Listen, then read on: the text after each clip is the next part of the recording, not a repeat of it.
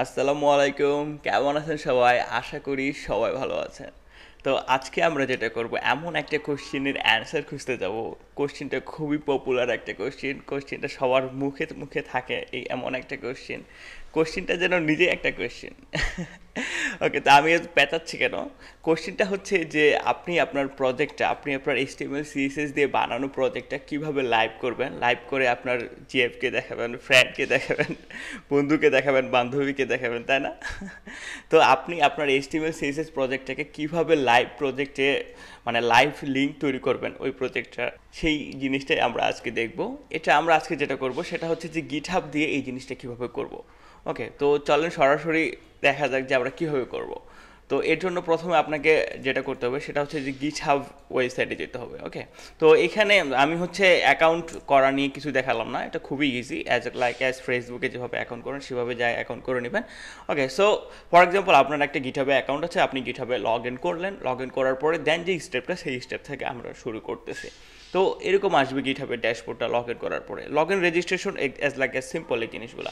ওকে, তো এখানে এই যে দেখেন প্লাস আইকনটার একদম রাইটে কর্নারে, ওকে, তো এইখানে ক্লিক করবেন, নিউ রিপোজিটরি এইখানে ক্লিক করবেন। ওকে, তো আমরা এখন নিউ রিপোজিটরি ক্লিক করব।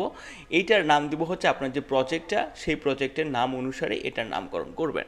ওকে, তো ধরেন যে আমরা নামকরণ করে ফেললাম, এটা কি দেওয়া যায়, যে টেস্ট এরকম প্রজেক্ট, এরকম একটা নামকরণ করে ফেললাম। তো এইখানে আসে, তো এইখানে আমাকে কি কি সিলেক্ট করতে হবে? ওকে, তো এইখানে দেখেন আমাকে অবশ্যই পাবলিক সিলেক্ট করে রাখতে হবে, এবং এই যে অ্যাড এর রিডমি ফাইল এইটাতে অবশ্যই ঠিক চিহ্ন দিতে হবে, এবং পাবলিক করা থাকতে হবে, এবং এখানে একটা নেম দিতে হবে।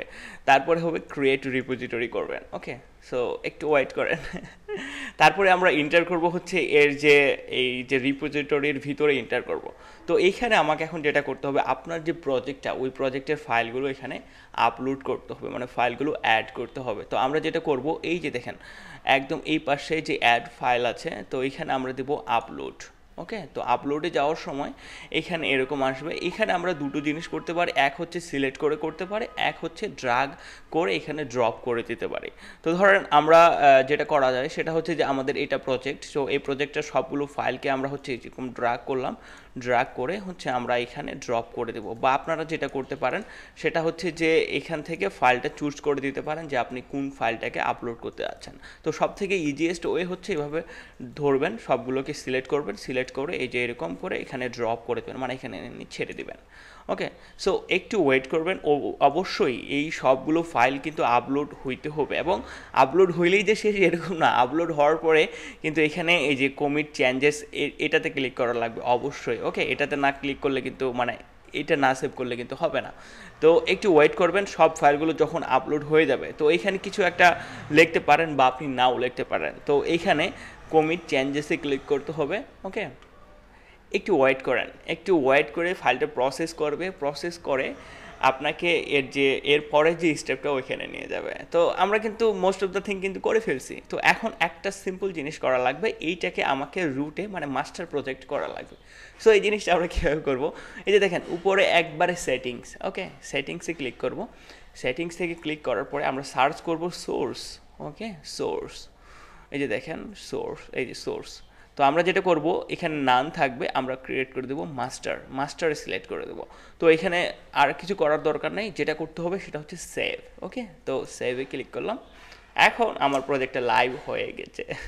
আমার প্রজেক্টে একটা লাইভ লিঙ্ক চলে আসে, এবং যেটা আপনারা করবেন সেটা হচ্ছে যে একটু ওয়েট করবেন। ওকে, তো এই প্রজেক্টটা লাইভ হইতে একটু সময় লাগে। তো আপনারা জাস্ট একটা বড় প্রজেক্ট আপলোড করে দিলেন, দেন হচ্ছে সেভ করলেন, সেভ করার পরে এই লিঙ্কটাতে ইনস্ট্যান্ট ওপেন করবেন।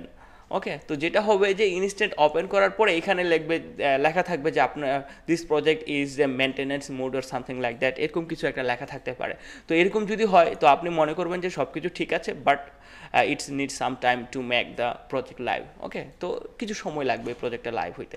তো সেইখানে টেনশন করার কিছু নাই, সব কিছু ঠিক আছে। 1 মিনিটের পরে, সেভ করার 1 মিনিট পরে আপনি এই লিঙ্কটা লাইভ করবেন, মানে এই লিঙ্কটা ওপেন করবেন। ওপেন করলে আপনার যে প্রজেক্টটা, সরাসরি প্রজেক্টটা চলে আসবে। এটা আপনার গার্লফ্রেন্ডকে দেন, আপনার বান্ধবীকে দেন, আপনার ফ্রেন্ডকে দেন, টিচারকে দেন, বা আপনি আমাদের যে LFWF একাডেমির যে পোর্টফোলিও ওইখানে পোর্টফোলিও লিঙ্ক হিসেবে সেভ করেন, তো এই লিঙ্কটা আপনি পার্মানেন্ট আপনার লাইভ লিঙ্ক হয়ে গেল, এবং এটা যেখানেই আপনি দেন সেখানে কিন্তু এই প্রজেক্টটা যে কেউ ওপেন করলেই এই প্রজেক্টে শো করবে। ওকে, সো এভাবে আপনারা করবেন। আই হোপ আমি সব কিছু ডিটেলসে বলার চেষ্টা করছি, এবং যদি কোনো প্রবলেম থাকে অবশ্যই কমেন্ট করবেন। Okay, so that's it for today, thank you so much.